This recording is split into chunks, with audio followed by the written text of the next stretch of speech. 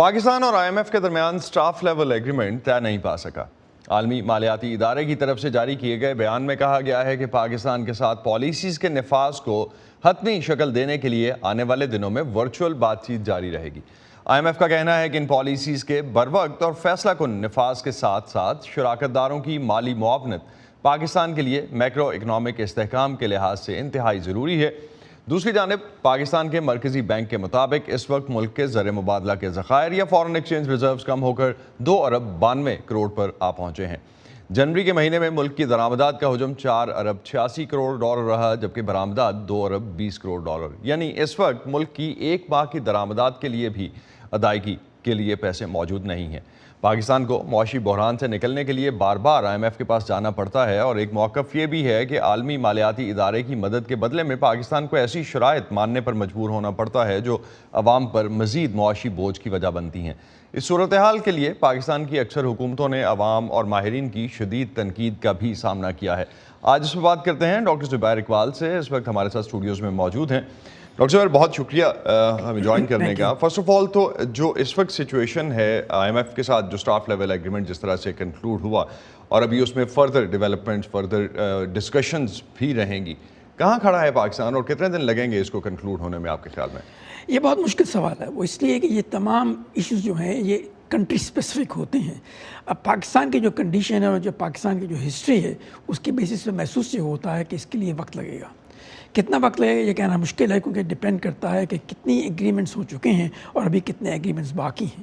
جیسے ہمیں معلوم ہوا ہے کہ پاکستان کے ساتھ جو مشکلات ہیں وہ ایک تو بجٹ کے معاملے میں ہے، ایک جو منی بجٹ ایشو ہونا ہے اس میں جو نئے ٹیکسز لگنے ہیں ان کے معاملے میں، اور دوسرا جو ٹیرف ریٹس بڑھانے ہیں ان کی پروسیس اور اس کی سپیڈ کے اوپر۔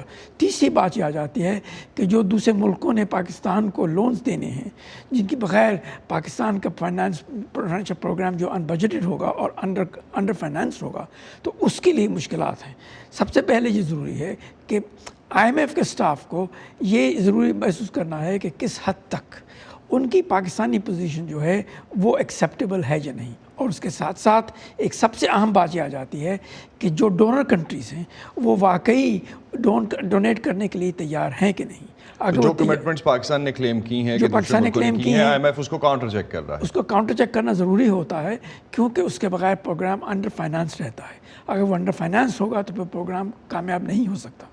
تو ایسی کنڈیشن میں دیکھنا یہ ہے کہ ہم کہاں پہنچتے ہیں، لیکن اس میں کافی وقت لگے گا۔ لیکن ڈاکٹر صاحب اس وقت جو سچویشن پاکستان کی ہے کہ فنڈز آپ کو کوئی دینے کو تیار نہیں ہے، جس طرح کی سچویشن ڈسکس بھی ہو رہی ہے، چائنا نے ابھی سری لنکا کو بیل آؤٹ کیا کچھ لحاظ سے، اور 2 سال کے لیے پیسے دیے چائنا نے سری لنکا کو بھی، اس کے بعد بنگلہ دیش کو IMF سے پیسے ملے ابھی ریسنٹلی۔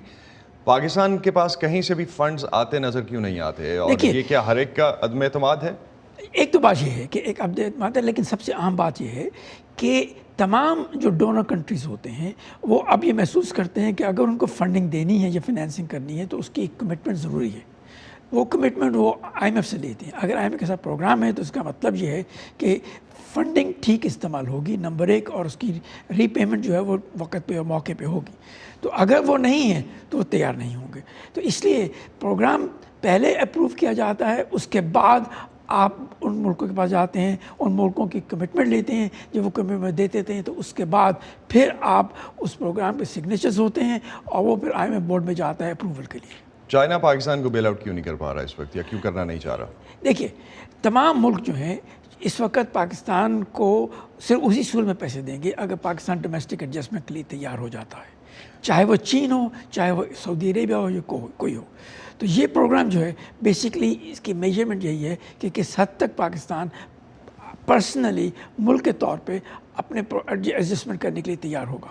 ڈاکٹر صاحب ایک چیز جس طرح سے ایک خدشہ یہ ہے ڈیفینیٹلی کہ اگر ابھی یہ سارے فنڈز ارینج ہو بھی جاتے ہیں، جس طرح سے پاکستان نے by end of the year پیسے پے کرنے ہیں، آلموسٹ رفلی 2 ارب ڈالر بنتے ہیں ہر مہینے جو پاکستان پے کر رہا ہوگا۔ 9 بلین ڈالرز ہیں۔ تو اگر اینڈ آف دا ڈے اتنا پیسہ آپ نے سال کے آخر تک دینا ہے تو یہ تو سال کے آخر پہ پھر وہیں کھڑے ہوں گے۔ دیکھیے پاکستان کی جو اس وقت پرابلم ہے وہ 2 قسم کی ہے، ایک لیکوڈیٹی پرابلم ہے اور ایک سسٹینیبلٹی پرابلم ہے۔ لیکوڈیٹی پرابلم یہ ہے کہ آپ کے پاس کیش نہیں ہے ری پیمنٹ کرنے کے لیے۔ سسٹینیبلٹی پرابلم جیسے آپ نے فرمایا درست ہے کہ اگر لیکوڈیٹی پرابلم سالو بھی کر لیتے ہیں تو سسٹینیبلٹی پرابلم سالو نہیں ہوتی۔ اگر وہ سالو نہیں ہوتی تو پھر آپ کو دوبارہ لیکوڈیٹی پرابلمس دوبارہ شروع ہو جائیں گی. تو اس کا مطلب یہ ہے کہ آپ اس مقام پہ نہیں پہنچیں گے کہ جہاں پر آپ ری پیمنٹ کر سکیں. اس کے لیے آپ کو اسٹرکچر ریفارمس چاہیے, اس کو میجر انٹرنل ڈومیسٹک ریفارمس کی ضرورت ہے. وہ اگر نہیں ہوتی تو آپ لیکوڈیٹی پرابلم کو سالو کرنے کے باوجود بھی سسٹینیبلٹی پرابلم کو سالو نہیں کر سکیں گے. تو آپ یہ ہوتے ہوئے ریفارمز دیکھ رہے ہیں, کیپیسٹی ہے؟ Well alright let me put it this way. Pakistan میں یہ پچھلے 10-15 سال سے ڈیلے کیا جا رہا ہے, اس کو آگے بڑھانا ضروری ہے. اس وقت مشکلات زیادہ ہیں یقیناً کیونکہ وہ ایکیومولیٹ ہو گئی ہیں, لیکن ان کو سالو کیے بغیر آگے آپ نہیں جا سکتے. چانسز کتنے ہیں, فیئر چانسز کی اگر ہم بات کرتے ہیں, کچھ اگر آئی ایم ایف کی شرائط قبول ہو بھی جاتی ہیں, کر بھی لیتا ہے پاکستان اور اس کے اکارڈنگلی آگے چلنا بھی شروع کرتا ہے, تو عوام جو کہ آلریڈی اب تو صرف ایلیٹ ہے شاید وہ جو اسٹرگل نہیں کر رہی, باقی تو سب کے سب اسٹرگل کرتے دکھائی دیتے ہیں. How it's gonna pan out? دیکھیے دنیا میں کئی اور ممالک نے بھی کیا ہے, اگر دوسرے ملک کر سکتے ہیں تو پاکستان کیوں نہیں کر سکتا؟ کمٹمنٹ کی بات ہے اور پولیٹیکل کمٹمنٹ کی بات ہے بیسکلی. اگر وہ نہیں کر سکتے تو پھر اور پرابلم. تو آپ کے خیال میں یہ سارے کا سارا پولیٹیکل ول کا معاملہ ہے؟ اس وقت پولیٹیکل ول اور نیشنل کمٹمنٹ کی معاملہ آ جاتا ہے. اگر پولیٹیکل ول ہے اور آپ پروگرامز کو ملک میں قوم کے سامنے پریزنٹ کر سکتے ہیں اور سکسیزفلی امپلیمنٹ کر سکتے ہیں تو ٹھیک ہے, اگر نہیں کر سکتے تو اللہ حافظ. بہت شکریہ ڈاکٹر زبیر آپ کا. آپ اس حوالے سے ہم سے بات کر رہے تھے کہ پاکستان کی جو معاشی سچویشن ہے وہ اس وقت کہاں ہے, سیاست میں کیا ہو رہا ہے, اس پہ بھی کچھ بات کرتے ہیں اور will continue the program that way. بہت شکریہ آپ کا ہمیں جوائن کرنے کا.